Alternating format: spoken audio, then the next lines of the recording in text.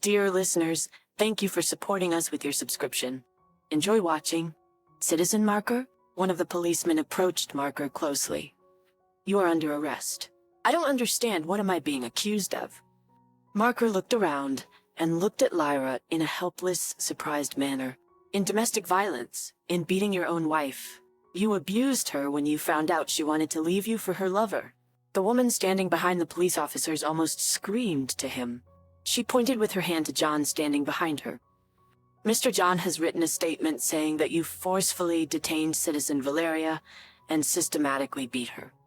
Marker turned to his wife. What does it all mean, Lyra? It means that we love each other and want to be together. Laroshka wanted to divorce and leave me, but you locked her in the house and will not let her out. John squeezed forward and stood close to Marker.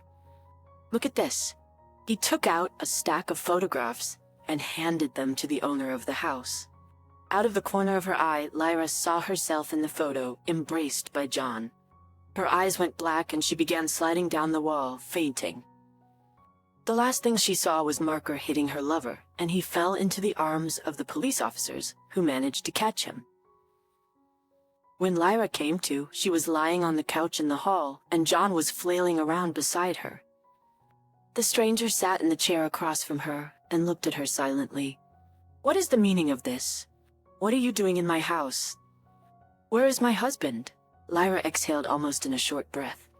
Don't worry, your husband won't hurt you anymore. He was taken to the station. I hope he gets his 15 days. During this time, we will prepare all the necessary documents for a divorce. The woman looked at John. Yes, my dear Rosa, she'll do everything right. I hired her as our lawyer. John affectionately stroked his mistress on the shoulder. Rage overwhelmed Lyra. Get out of my house at once. She got up from the sofa, tearing off the wet towel from her forehead. I love my husband, and I am not going to leave him. All that was said here about him and me is lies. Is this your way of getting back at me? She looked at John with hatred. John started walking toward the door. Get out. Lyra was already shouting at the top of her voice. Get out of my house. That's okay, Lyra. You'll come crawling back to me, especially when your husband looks at all the pictures. In the meantime, you can admire them yourself. Let's go, Rosa. Lyra wants to be alone. John put a stack of color photographs on the coffee table and left the house. The lawyer followed him. Lyra silently thumbed through the pictures. She understood that her family life was over. No man would forgive such a thing. She did not know what to do.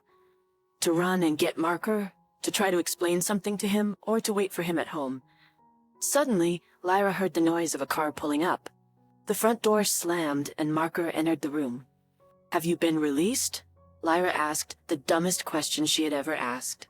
Marker went silently into the bedroom and began to gather his things. He threw the most necessary items into his backpack and then sat down in front of his wife. There was so much unbearable pain in his eyes that Lyra shuddered. I am leaving now. Do not look for me. I will not come back to you, and I will not interfere with your happiness, Marker said, getting up slowly. It seemed to Lyra that he wanted to say something else to her, but instead he turned around, took his wedding ring off her finger, and carefully placed it on the coffee table. Then he threw his backpack over his shoulder and, without saying a word, walked out, carefully closing the door behind him. Through the window, Lyra saw him get into a cab, and a moment later, the car disappeared around the corner. A year passed, and Marker never made himself known. Lyra realized that she had lost him forever. She didn't file for divorce, no matter how hard John tried to persuade her. He even got her parents involved in the process. When her mother wanted to talk to her about the divorce and the fact that John loved her so much, Lyra made it clear that she still loved her husband and would not file for divorce. So live as a straw widow, her mother angrily said before slamming the door. Lyra got a job at the local museum, abandoned science, and lived a reclusive life. Nothing attracted her. Despite remaining as beautiful as she was, Lyra still attracted admirers. However, she developed a persistent allergy to men and could only think about Marker. Several times she thought about suicide. But she pushed those thoughts away. As time passed, nothing changed. And then one night, her cell phone beeped. Lyra picked up the phone. The number was unfamiliar. She wanted to ignore the call, but some unknown force forced her to press the answer button. Valerie? The man's voice was not familiar. Please don't hang up. Marker is your husband, Lyra exhaled, feeling a presentiment of misfortune. Her heart sank. What about him? Is he alive? Alive, but very bad. He's got a bad head wound. He's in a coma now. He has no relatives but you, the stranger spoke in a low voice. Come if you want to see him alive. The stranger gave the address of the military hospital in the city where he was located. When Lyra entered the room, Marker was lying motionless on his back. His head was bandaged, wires from electrocardiograms and 4 tubes stretched to his body. Lyra wept in pity for him. She would have given anything for him to get better. But the doctor's voice was in her ears. The wound was severe. There was a 1 in 100 chance he would recover. But it seemed like he didn't have that chance either. It was all my fault. I, the whore, killed my husband, the only man I loved and still love. Lyra stroked her husband's still hand. If he's gone, I have nothing to live for. Doctor, may I stay with him? Lyra looked at the doctor pleadingly, and there was something in her gaze that he could not refuse. Time passed. Marker was still in a coma. Lyra was constantly by his side. She cared for him as a loving mother would care for her child.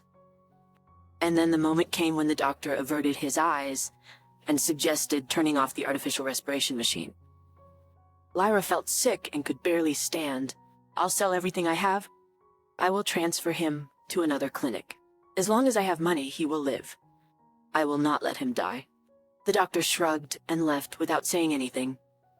Lyra understood that there was no hope. There was only one last thing left. What if? It was the middle of the night.